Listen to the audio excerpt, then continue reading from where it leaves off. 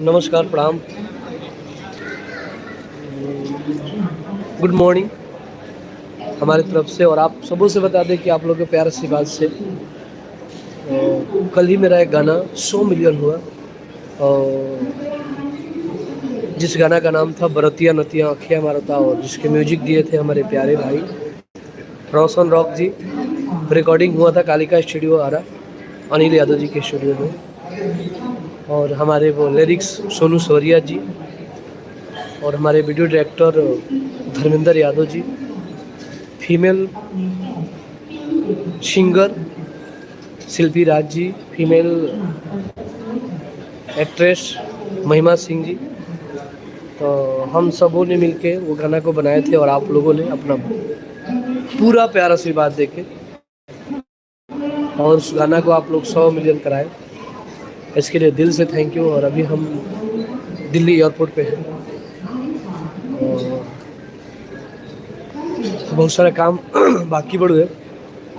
होली में काफ़ी गाना का शूटिंग भी भइल है, हमारे ब्लू विट चैनल के लिए, सुजाय म्यूजिक वर्ल्ड के लिए, टी सीरीज के लिए, जी म्यूजिक के लिए,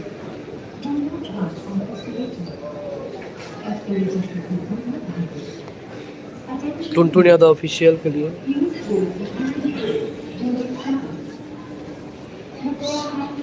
अंकिता फिल्म्स के लिए, वन रिकॉर्ड म्यूजिक के लिए, 5-6 कंपनियों के लिए हमारा गाना